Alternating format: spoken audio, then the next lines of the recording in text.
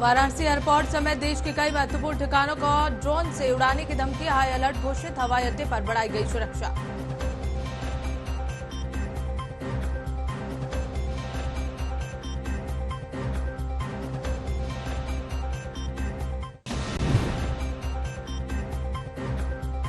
Cambridge में बोले राहुल गांधी, मेरे फोन की होती है जासूसी, मुझे खुफिया अधिकारियों ने दी जानकारी।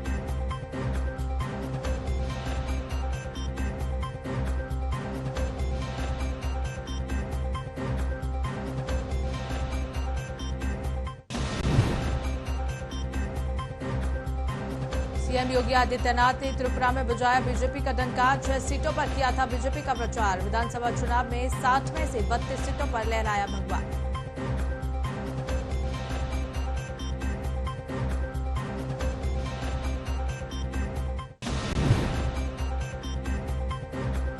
युद्ध के बीच पुतिन का दावा, कहा हमारी सीमा में यूक्रेनी हमलावर घुसे, नागरिकों पर बरसाई गोलियां।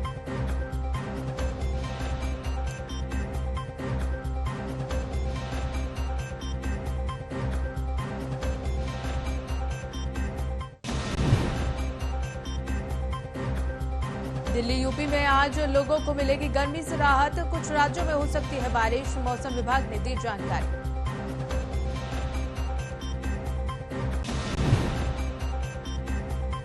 नमस्कार, स्वागत है आप सभी का न्यूज वॉच इंडिया पर। मैं हूं आपके साथ पूनम तांगर। इसी बीच बड़ी जानकारी का रुख कर लेते हैं वाराणसी से, जहां वाराणसी एयरपोर्ट को ड्रोन से उड़ाने की धमकी दी गई है। बता दें कि देश के कई महत्वपूर्ण ठिकानों को ड्रोन से उड़ाने की धमकी, हवाई अड्डे पर बढ़ाई गई सुरक्षा।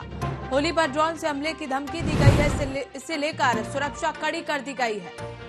तो देश के कई महत्वपूर्ण ठिकानों को ड्रोन से उड़ाने की धमकी दी गई। हवाई अड्डे पर इसके चलते सुरक्षा बढ़ा दी गई है। तो होली पर ड्रोन से हमले की धमकी, वाराणसी में हवाई अड्डे पर सुरक्षा बढ़ाई गई।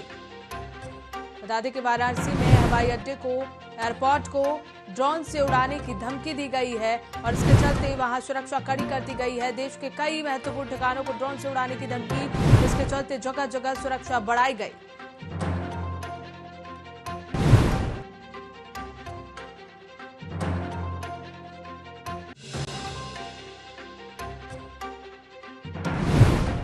वाराणसी एयरपोर्ट को मिली ड्रोन से उड़ाने की धमकी, इसके चलते हवाई अड्डे पर सुरक्षा कड़ी कर दी गई है। देश के कई महत्वपूर्ण ठिकानों को ड्रोन से उड़ाने की धमकी मिली है, तो इसके चलते हवाई अड्डे पर सुरक्षा बढ़ा दी गई। बता दें कि होली पर ड्रोन से हमले की धमकी, होली का त्योहार है और ऐसे में जगह जगह देश के कई ठिकानों को ड्रोन से उड़ाने की धमकी मिली है।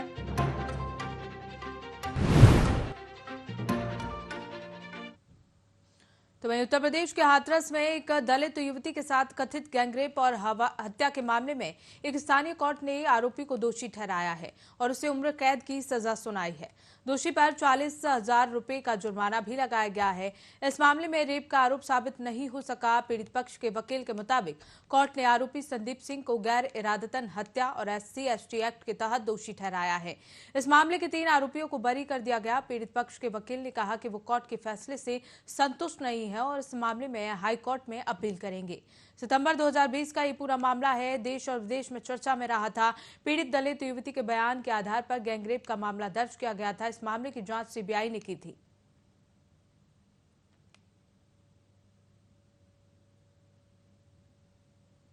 आज 4 लोगों के बारे जो अभियुक्त हैं उनके बारे में डिसीजन आया है।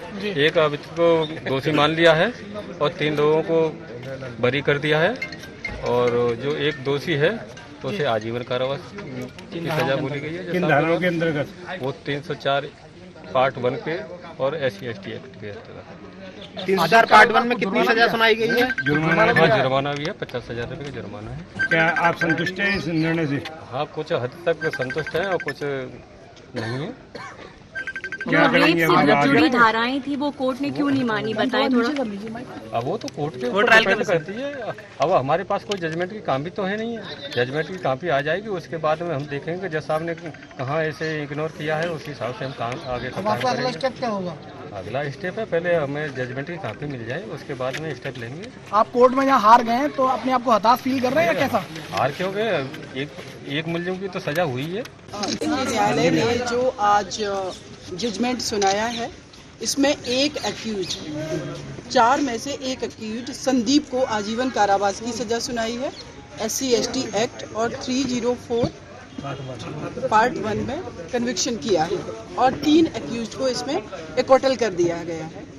हम हाई कोर्ट में अपील करेंगे और मुझे पूरी उम्मीद है कि आज एक को सजा हुई है, बाद में उन तीनों का भी कन्विक्शन होगा। जी मैम, यहाँ पे ये जो 3 जो बरी हो गए हैं, इसमें क्या मानेंगे, क्या इसकी कोई कमी रह गई थी? देखिए, इसमें शुरुआत से ही देखें, एक सबसे इम्पोर्टेंट बात ये है कि अगर एक का इसमें कन्विक्शन हो रहा है और पहले दिन 14 सितंबर 2020 को चंदपा थाने में वो बेटी पहली बार इसका एक्यूज जिसका कन्विक्शन हुआ है उसका नाम ले रही है, 16 तारीख को उसने अपने परिवार को बताया। तो जब इस केस में एक ही अपराधी था तो फिर SI वर्मा के खिलाफ CBI ने चार्जशीट क्यों फाइल कर दी नेग्लिजेंसी में? नेग्लिजेंसी फिर कहां से आ गई? अगर ये केस आपका क्लियर था, CBI ने इसमें 376D, 376A, 302, 34 ये सारे सेक्शंस क्यों लगा दिए थे? और उसके बाद इसमें 354 भी लगा। 354 इस ग्राउंड पर लगा बाद में कि पीड़िता ने बताया छेड़खानी की, उसके बावजूद भी इसमें कन्विक्शन नहीं हुआ इन धाराओं में। तो अभी हमारे पास ये जजमेंट की कॉपी है, इसको रीड आउट करेंगे, हम अपील करेंगे। आज एक का कन्विक्शन हुआ, बाद में और लोगों का भी होगा। लेकिन एक चीज मैं कहना चाहूंगी, शुरुआत से ही जिस तरीके से ये मैटर पॉलिटिकल इन्फ्लुएंस से बनाया गया, उस तरीके से मुझे ये लगता है कि कहीं ना कहीं कुछ ना कुछ इन्फ्लुएंस तो रहा है। अगर ऐसा नहीं होता तो शायद चारों का ही कन्विक्शन होता। तो हमारे पास अभी राइट है, ऑप्शन है हमारे पास जाने का। हाई कोर्ट में हम अपील करेंगे, सुप्रीम कोर्ट ऑफ इंडिया हम जाएंगे, हमारे पास ये राइट है, हम जाएंगे। तो वहीं लखनऊ से बड़ी जानकारी, 2024 के लोकसभा चुनाव के लिए बीजेपी का मंथन, बीजेपी का लक्ष्य सभी 80 लोकसभा सीटों पर खिले कमल। बता दें कि राष्ट्रीय महामंत्री संगठन सुनील बंसल ने रिपोर्ट मांगी है और लोकसभा विधानसभा क्लस्टर प्रभारी संयोजकों से रिपोर्ट मांगी गई। 14 सीटों पर 15 दिन में रिपोर्ट मांगी गई। बड़ी जानकारी, बीजेपी का लक्ष्य सभी 80 लोकसभा सीटों पर कमल खिलाने का लक्ष्य बीजेपी ने रखा है। राष्ट्रीय महामंत्री संगठन सुनील बंसल ने इसके लिए रिपोर्ट मांगी है और लगातार क्लस्टर लोकसभा विधानसभा प्रभारी संयोजकों से रिपोर्ट मांगी गई है। साथ ही 14 सीटों पर 15 दिन में रिपोर्ट तैयार करनी है।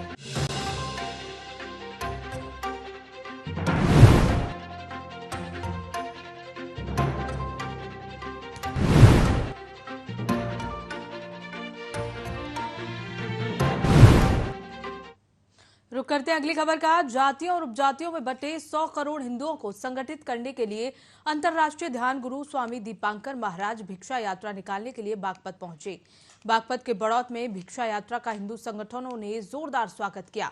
अंतर्राष्ट्रीय ध्यान गुरु दीपांकर महाराज ने कहा कि ये यात्रा जातियों में विभाजित सनातनियों को जोड़ने की यात्रा है। जब आप जातियों में बांट दिए जाते हो तो बूंद भर रह जाते हो। जब तक आप एक हैं तब तक सुनामी जैसे वेग हैं, और जब आप बंटने लगते हैं तो नुक्कड़ गलियों में कटने लगते हैं।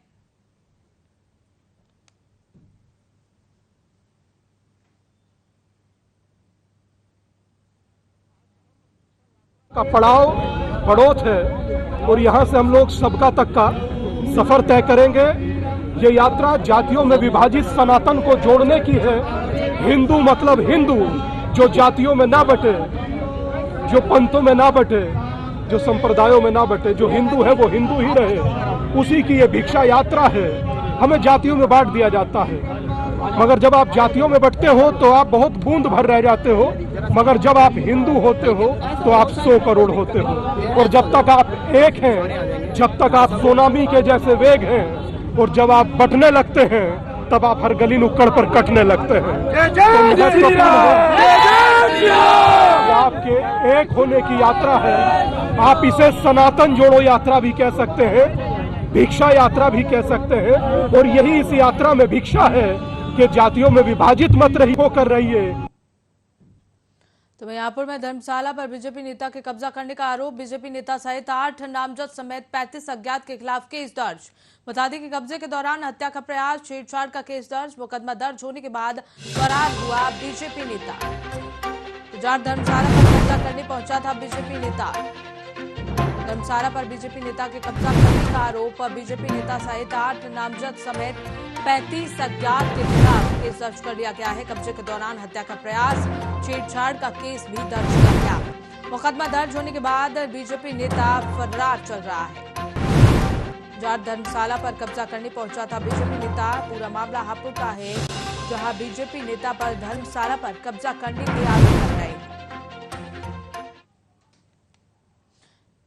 इसी खबर को लेकर हमारे सहयोगी सुंदर शर्मा हमारे साथ जुड़ गए हैं। आइए उनसे जान लेते हैं। सुंदर, पूरी खबर क्या है, किस तरह के आरोप इस नेता पर लगाए जा रहे हैं? जी पूनम, आपको बता दें कि जैसे कि देखा गया है जनपद हापुड़ के गंगा धाम ब्रज घाट में जहां एक धर्मशाला है जिसे कहा जाता है जाट धर्मशाला, जाट धर्मशाला को लेकर के ये लोग वहां पर पहुंचे और पहुंचने के पश्चात इन्होंने उस पर कब्जा करना शुरू कर दिया। तो वहां पर जो लोग रह रहे थे उन लोगों ने पुलिस को फोन किया। पुलिस मौके पर पहुंची, पुलिस ने मौके पर उन कागजात मांगे, कागजात नहीं पेश कर पाए। तो आरोप है कि इन्होंने जो है जाट धर्मशाला पर कब्जा करने की कोशिश की। पुलिस उन्हें थाने ले आई, पता लगा कि थाने से वो किसी तरह से वहां से जो है गुम हो गए। तो पता नहीं लगा किधर गए किधर ना गए। तो वहाँ जो है कई लोगों के खिलाफ मुकदमा दर्ज कराया गया और कई लोग अज्ञात लोगों के खिलाफ मुकदमा दर्ज कराया गया है। छेड़छाड़ का मुकदमा भी दर्ज कराया गया है। मैम जी, किस तरह की धर्मशाला है सुंदर, और यहाँ कौन लोग रहते हैं जिन्होंने मुकदमा दर्ज कराया, और किस वजह से यहाँ बीजेपी नेता कब्जा करना चाहता था?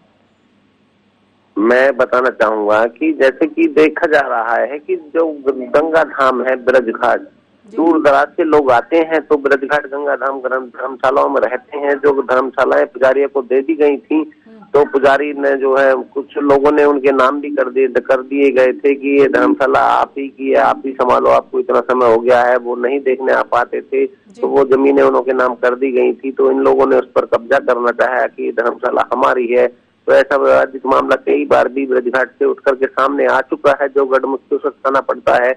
तो देखा गया है कि उसमें जो लोग यहाँ रहते हैं वो काफी समय से वहाँ रह रहे थे। उन लोगों के नाम शायद लगता है कि उन लोगों के नाम पर ही धर्मशाला है।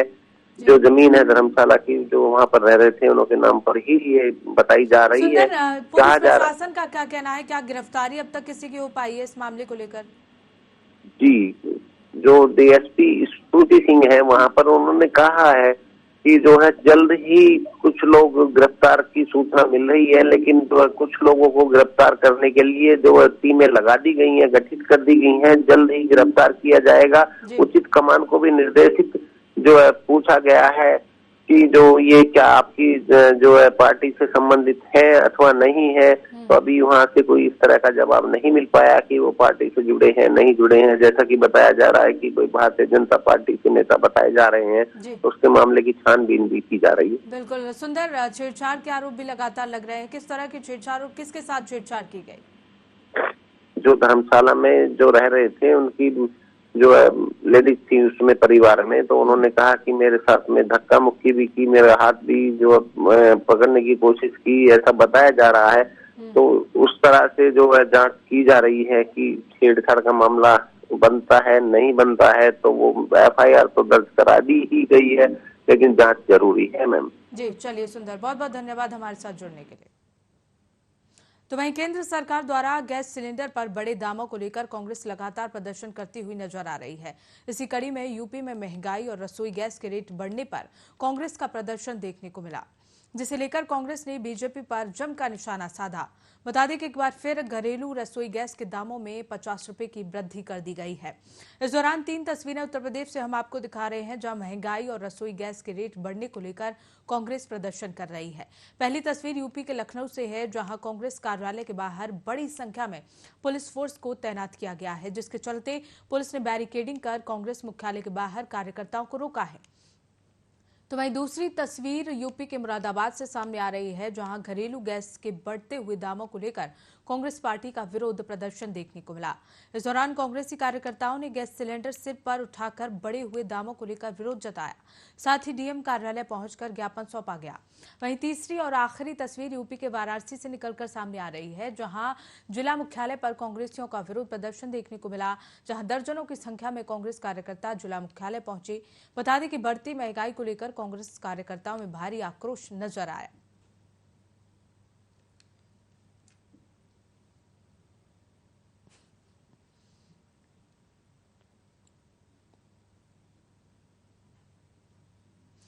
बागपत से बड़ी जानकारी। डेरा प्रमुख राम रहीम की पैरोल अवधि अब खत्म हो गई है। आज रोहतक की सुनारिया जेल में करेंगे सरेंडर। बता दें कि सुनारिया जेल में सरेंडर करेंगे। 21 जनवरी को मिली थी 40 दिन की पैरोल। बागपत के बरनामा आश्रम में है गुरमीत राम रहीम। डेरा प्रमुख राम रहीम की पैरोल अवधि अब खत्म हुई। आज रोहतक की सुनारिया जेल में सरेंडर करेंगे राम रहीम। और 21 जनवरी को 40 दिन की पैरोल पर थे राम रहीम, जिसके बाद अब ये पैरोल खत्म हो गई है। बागपत के बरनामा आश्रम में इस वक्त गुरमीत राम रहीम मौजूद है।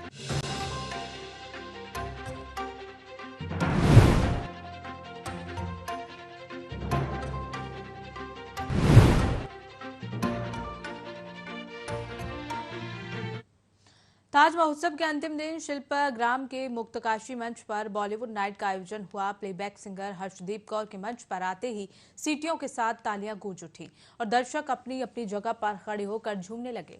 हर्षदीप कौर ने गानों की शुरुआत जुगनी जी गीत से की और लगातार एक के बाद एक सुपरहिट गीत सुनाए। गीत सुनकर दर्शक वंश मोर करने लगे और हर्षदीप कौर की आवाज पर दर्शक थिरकते नजर आए।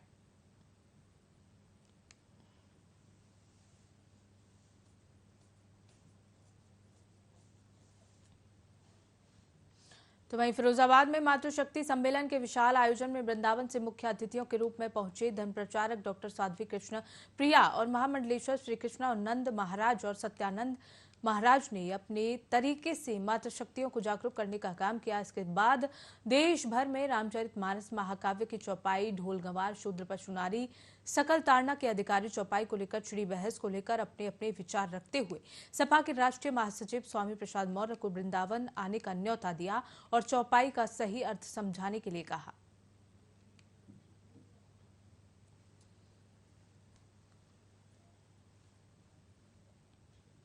तो बढ़ते अगली खबर की ओर। सक्ती जिले के ग्राम परिदा में संस्कार महिला स्व सहायता समूह द्वारा विश्व महिला दिवस कार्यशाला एवं सम्मान समारोह का आयोजन किया गया, जिसमें पद्मश्री फूलबासन बाई यादव मुख्य अतिथि के रूप में शामिल हुई। पद्मश्री फूलबासन बाई यादव ने कार्यक्रम में उपस्थित महिला जन समूह को संबोधित कर अपने जीवन के संघर्ष से लेकर पद्मश्री तक के सफर को साझा किया। साथ ही कहा कि उनका मकसद महिलाओं को सशक्त बनाकर समाज की मुख्यधारा से जोड़ना है। एक बालिका पढ़ लिख लेती है तो वो अपने परिवार का ही नहीं संपूर्ण समाज का भला करती है। वैसे तो महिलाएं काफी सशक्त हैं, लेकिन ऐसे कार्यक्रमों से महिलाओं में और जागरूकता आती है।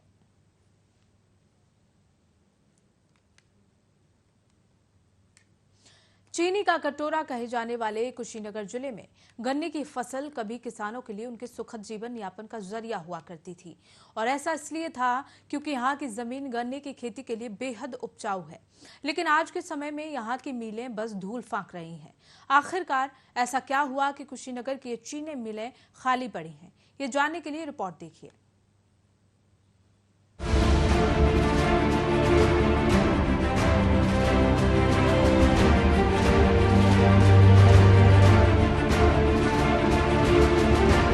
उत्तर प्रदेश का कुशीनगर जिला, जहां पर गन्ने की फसलें यहां के किसानों के लिए किसी वरदान से कम नहीं है। यहां के किसानों के अच्छे जीवन के लिए गन्ने की फसलों का बड़ा योगदान था। इसीलिए कुशीनगर को चीनी का कटोरा भी कहा जाता था, और यही वजह है कि कभी यहां 9 चीनी मिलें हुआ करती थी, और इन्हीं चीनी मिलों से किसान के परिवार का पोषण होता था। ये शुगर मिलें किसानों का गन्ना लेती थी और समय पर गन्ने का भुगतान करती थी, लेकिन समय के साथ साथ यहाँ की चीनी मिल एक एक करके बंद होने लगी, जिसकी वजह से लोगों के आगे आर्थिक संकट आन खड़ा हुआ। बता दें कि इन मिलों पर किसानों का करोड़ों रुपया बकाया है, जिसकी वजह से यहाँ का वो कुशल किसान अब बदहाली की मार झेल रहा है। करीब 40 करोड़ के एबव किसानों का बकाया है, और किसान इस समय त्राही में, मान लीजिए धान की जो कंडीशन रहा, लागत अधिक आई लेकिन पैदावार उसके हिसाब से नहीं हुआ, औने पौने धान में लाख कोशिशों के बावजूद किसानों का अधिक से अधिक धान प्राइवेट बनियों के हाथ में बेचा गया। गन्ने का ही है तो 2 साल से बकाया चल रहा है। अगर किसी का केसीसी है तो बैंक कर्मचारी कहते हैं आरसी काट देंगे, लेकिन किसानों के 40 करोड़ रुपए का कौन जिम्मेदार होगा? हम तो यहाँ तक कि हमारे 2 बच्चियां पढ़ती हैं पोस्ट ग्रेजुएट में, मैं तो ब्याज लेकर के बच्चियों का फीस देता हूँ। हमारा भी 50,000 के करीब अभी बकाया है दिसंबर का, 2 पर्चियां बाकी हैं। पिछले साल से लमसम 1-1.5 करोड़ रुपया बकाया है। तब से हम लोग भाग फिर रहे हैं, दौड़ता रहे हैं, कोई हम लोग को सुनता नहीं है। फिर सुबह हम यहाँ आए थे सीजनल कर्मचारी को लेकर, तो बोले हैं कि कोशिश कर रहे हैं, तब तक कोशिश करेंगे। भाई पिछले साल से मजदूर बैठा है, उसके बच्चे को मान लीजिए कॉलेज में जा रहा है, उनकी फीस नहीं मिलेगी तो बच्चे खतरा जाएगा। सर मान लीजिए सब लोग उस लायक नहीं है, तो मजदूरी आजकल देख ही रहे हैं, कहीं लग नहीं रहा है।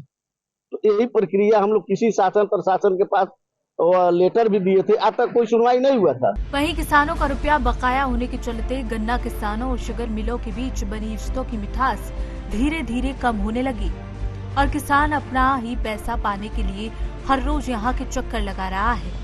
यूँ तो कुशीनगर में 9 चीनी मिलें हैं, लेकिन समय के हेरफेर के चलते आज यहाँ 9 चीनी मिलों में से 5 चीनी मिलें बंद हो चुकी हैं। वहीं इन चीनी मिलों को लेकर गन्ना विकास समिति के पूर्व चेयरमैन मृत्युंजय मिश्रा ने कहा कि वो चाहते हैं कि यहाँ की चीनी मिलें दोबारा शुरू की जाएं, ताकि यहाँ का ये उद्योग बंद न हो। सरकार को कप्तानगंज चीनी मिल चलानी चाहिए, कुछ उसको सहयोग करके या किस्तों में भुगतान करा के, लेकिन मिल चलनी चाहिए। कोई उद्योग इस जिले का बंद न हो। अब देखिए, जब अपनी चीनी मिल बंद हो जाती है तो कुछ तो दिक्कत होती है। इसीलिए मैं माननीय मुख्यमंत्री जी से अनुरोध कर रहा हूं, बाबा जी से, कि कप्तानगंज चीनी मिल चलवा दें, किसान खुशहाल हो जाएगा। भुगतान एक बार करवा दें, उधार दे दें, ऋण दे दें या किस्तों में करा दें, लेकिन मिल चलवा दें। वहीं जहां एक तरफ गन्ना भुगतान न होने से किसान परेशान हैं, तो वहीं दूसरी ओर अब इस पर राजनीति भी तेज होती जा रही है। बता दें कि इस बार के बजट में इन बंद 5 चीनी मिलों के लिए कोई प्रस्ताव नहीं आया, जिसकी वजह से यहाँ के किसान नेता भी अब इसको लेकर आक्रोश जता रहे हैं और सरकार से जल्द इन मिलों को खोलने की मांग कर रहे हैं। पूर्वांचल की मानी जानी चीनी मिल कप्तान थी।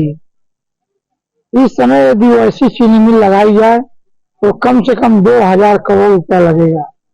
तो चीनी मिल बंद हो गई और उस चीनी मिल पर 44 करोड़ किसानों का बकाया है और 9 करोड़ मजदूरों का बकाया है। मजदूरों के परिवार के लोग भुखमरी के कगार पर हैं। अभी बजट जो पेश हुआ है, देवरिया की सभी चीनी मिलें बंद हैं, पड़ौना में 9 चीनी मिलों में 5 चीनी मिलें बंद हैं।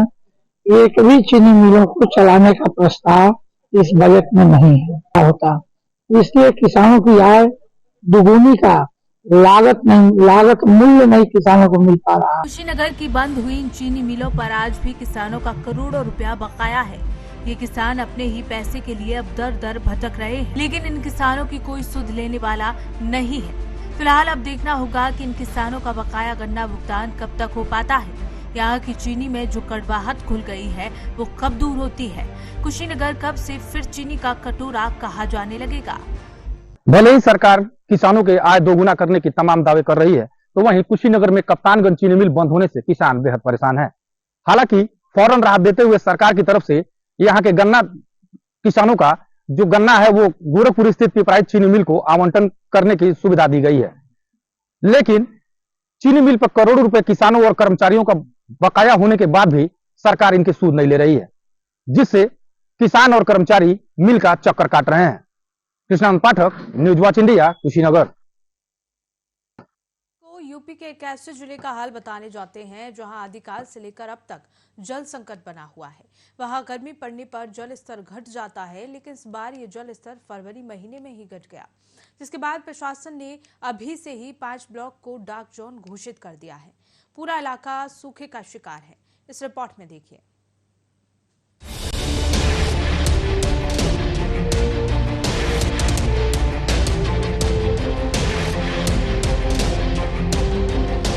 यूपी तमाम समस्याओं से जूझ रहा है, इसमें प्रकृति का प्रकोप भी शामिल है।